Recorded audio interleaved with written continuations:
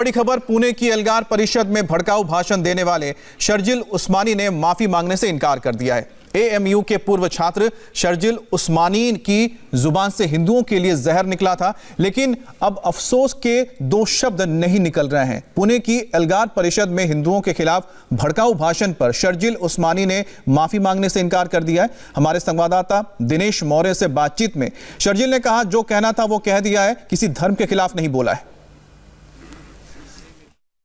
तो आपका वर्जन क्या है? जो लोग आरोप लगा रहे हैं, तो आप अपनी बात बताइए।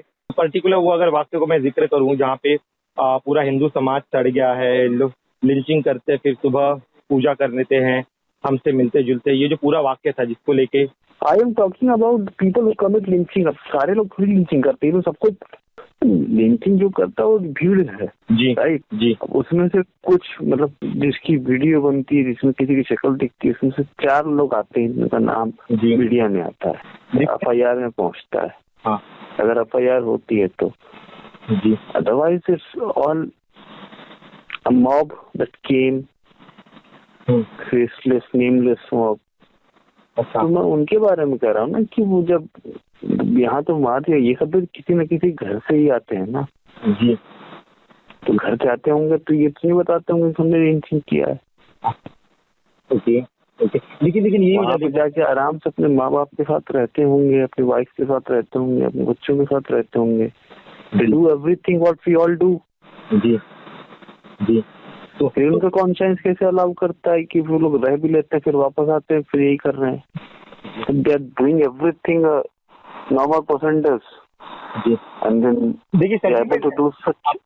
वही सर जी, देखिए ना, ये आप इस जो लिंचिंग के बारे में बताते, लेकिन जिस तरह से हिंदुओं का जिक्र ये है ना, हिंदू समाज आज का पूरा सड़ चुका है, वो काफी आपत्तिजनक था। इस तरह से शिकायत करता हूँ, कहना है कि आपको अगर अपनी बात भी कहनी थी तो आप पर्टिकुलर केस को लेकर बात करते थे, भाई इस केस में ऐसा हुआ, उस केस में ऐसा हुआ। आप जो है पूरे हिंदू समाज को जो है उसे सड़ा हुआ कह रहे थे, उसको लेकर आपत्ति जता रहे हैं। एक तो मसला ये है, there's no word for radicalization in either Urdu or Hindi। The closest word they give is कट्टरपंथी, which is absolutely wrong। ठीक है, कट्टरपंथी एक्सट्रीमिज्म का वो है, और एक्सट्रीमिज्म जो है रेडिकलिज्म का एक पार्ट है, लेकिन it's not radicalism entirely। Just saying that there is something, there is a rot in the Hindu society, and towards the end of that speech, I also hinted that who are the people who are causing that rot। अच्छा, वो मेरठ के वो चौधरी चरण Singh university में वो talk हुआ था। मैंने बोला कि ऐसे लोग हैं जो सड़ा रहे हैं, आप लोग अपने बच्चों को ऐसी जगह से निकालिए। अगर हमारे यहाँ ऐसा कोई जलसा हो रहा तो हम भी अपने बच्चों को ऐसी जगह से निकालते हैं। That is how we can go forward as a society. Usmani को भले ही अपने जहरीले बोल पर अफसोस ना हो, लेकिन हिंदुओं के खिलाफ हेट स्पीच के इस आरोपी के खिलाफ केस दर्ज हो चुका है। उसके खिलाफ आईपीसी की धारा 153A के तहत FIR दर्ज की गई है। अभी पुणे में 2 शिकायत दर्ज की गई है, जबकि मुंबई में 1 शिकायत दर्ज होने की खबर है। महाराष्ट्र की सियासत में शर्जिल उस्मानी के जहरीले बोल पर सियासी गर्माहट भी काफी बढ़ चुकी है। हिंदुत्व के अपमान पर CM उद्धव ठाकरे की चुप्पी पर बीजेपी ने सवाल खड़े किए हैं। शर्जिल पर कड़ी कार्रवाई नहीं करने पर आंदोलन का अल्टीमेटम भी दिया गया है। आपको बताते हैं कि शर्जिल उस्मानी ने क्या कहा है। एल्गार परिषद के मंच से कितने भड़काऊ बयानबाजी की है उसने कहा, हिंदू समाज बुरी तरह से सड़ चुका है, देश में बेवजह मुसलमानों को मारा जाता है, जंग का ऐलान तब करेंगे जब शहादत देने को लोग तैयार हों।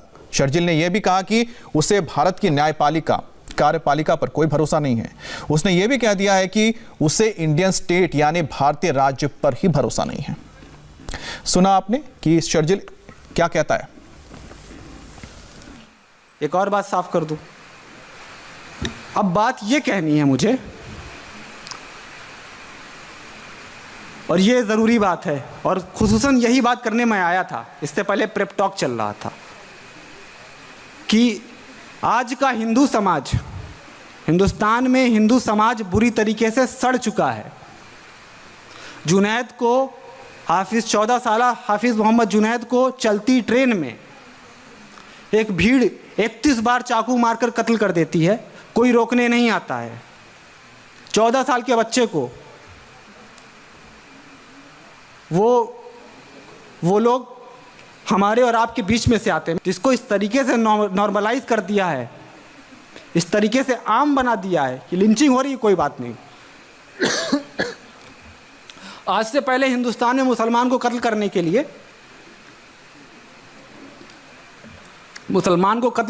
लिए वजह चाहिए होती थी।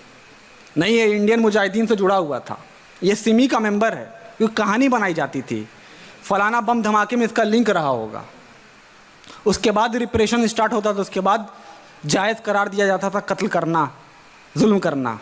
अभी वजह नहीं चाहिए, मुसलमान हो मार देंगे।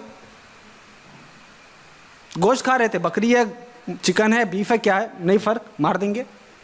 ट्रेन में जा रहे हो, सीट मांगोगे, मार देंगे। सीट दे रहे हो, मार देंगे। ये धमकी है हमारी तरफ से हिंदू समाज के लोगों के लिए।